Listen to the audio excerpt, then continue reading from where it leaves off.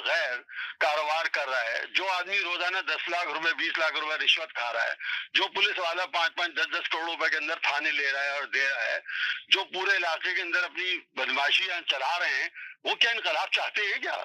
یا وہ بیوروکریٹ جو بڑے بڑے محلوں میں رہ رہے ہیں وہ انقلاب چاہتے ہیں کیا؟ بھائی کون چاہ رہا ہے انقلاب؟ مجھے یہ بتائیں نا، یہ تو بیانیہ تو چل رہا ہے انقلاب چاہتے ہیں، لیکن چاہ کون رہا ہے؟ پہلے یہ تو ڈیفائن کریں نا، کون سا عوام آپ کہہ رہے ہیں کون چاہ رہا ہے انقلاب؟ یعنی کہ عوام نہیں چاہ رہی انقلاب آئے، عوام چاہ رہی ہے انقلاب آئے، مگر اس کے ہاتھ پر کٹے ہوئے ہیں۔ آپ یہ دیکھیں نا، عوام تو اس وقت چاہ رہی ہے۔ انقلاب کا ورڈ جو ہے بھاری ہو جاتا ہے، چلے بھاری ورڈ ہے، میں یہ کہتا ہوں عوام تبدیلی چاہ رہی ہے نا، عوام تبدیلی چاہ رہی ہے، انقلاب کو چھوڑ دیں، عوام چاہ رہی ہے نئی تبدیلی آئے، نیا پاکستان بنے، ملک ترقی کرے، ملک کی معیشت بہتری کی طرف جائے، عوام یہ چاہ رہی ہے۔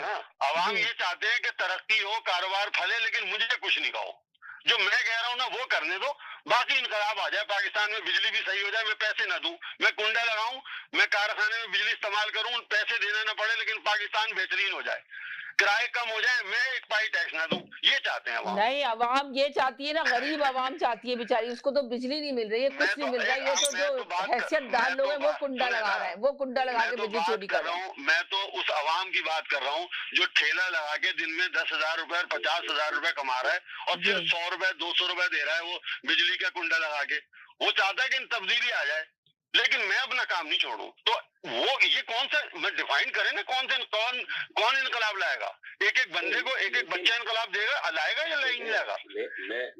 سیاسی بیانیہ تو ہو سکتا ہے، دیکھیں اور کچھ نہیں۔ میں ہمیشہ میرا آرگومنٹ یہ ہے کہ میں اور آپ بھی پاکستانی ہیں، اور ہم جب پاکستان میں رہتے تھے یا رہتے ہیں یا جاتے ہیں تو ہمارے مزاج میں شاید تبدیلی آ جاتی ہے، اور ہم ہی لوگ جب کینیڈا میں ہوتے ہیں یا امریکہ یا دوسرے کنٹری میں تو اس لا اینڈ آرڈر کو اور ان چیزوں کو فالو کرتے ہیں۔ تو اگر پاکستان میں کچھ ایسا سسٹم ہو جائے کہ جہاں پہ اسٹرانگ لا ہو، آپ دیکھیں سب لوگ وہی فالو کریں گے۔ سید بھائی ایک بات بتائیں کہ ریڈ لائٹ توڑنے کا سزا پاکستان میں ہے یا نہیں ہے؟ نہیں امپلیمنٹ ہوتا نا، میں نے یہی کیوں نہیں ہوتا؟ جو لائٹ توڑتا ہے اسے معلوم ہے کہ اگر میں لائٹ توڑوں گا تو مجھے جرمانہ دینا پڑے گا، لیکن اسے معلوم ہے کہ اگر میں لائٹ توڑوں گا تو اس وہاں انقلاب کیسے آئے گا؟ انقلاب دیکھیں، انہوں نے کہا انقلاب تھوڑا بھاری ورڈز ہے، انہوں نے فوراً چینج کیا، انہوں نے کہا تبدیلی۔ اب آپ بتائیں کہ ملک میں تبدیلی لانی ہے۔ دورہ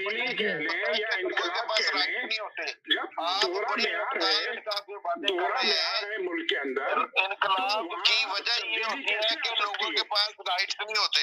آپ ایسے بات کو کھینچ رہے ہیں، بات یہ ہے کہ انقلاب آتا ہی اس وقت ہے جب لوگوں کے پاس رائٹس نہیں ہوتے۔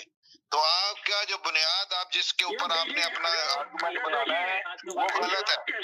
اپنا آرگومنٹ کرنے کے لیے بنیاد صحیح کریں۔ انقلاب ابھی تو انہوں نے بول دیا کہ انقلاب کے بعد چھوڑو، تبدیلی کو لے آئیں بیچ میں۔ تبدیلی کی بات لے لیں، اگر میں فرض کریں کہ چودھری صاحب اپنا آرگومنٹ بنانے کے لیے بنیاد بات کرتے ہیں کہ اگر کراچی میں ایکول رائٹ نہیں ہے، کراچی کے لوگوں کو جو ہے ایکول رائٹ نہیں آتے، یہی کراچی کا مسئلہ ہے، نہیں یہ پنجاب کا مسئلہ نہیں ہے، بلوچستان کا مسئلہ نہیں ہے، یہ سرحد کا مسئلہ نہیں ہے، یہ کون سا علاقہ ہے جہاں پہ یہ مسئلہ نہیں ہے؟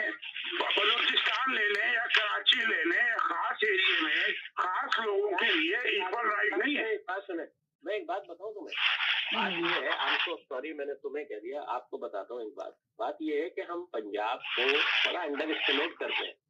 آپ کو پتا ہے سب سے زیادہ مسائل پنجاب میں لوگوں کے یہ نہ بتائیں، پنجاب کا کھاتے ہیں، پنجاب میں سوتے ہیں، پنجاب میں رہتے ہیں، لیکن پنجاب کی بات کبھی نہیں کریں گے۔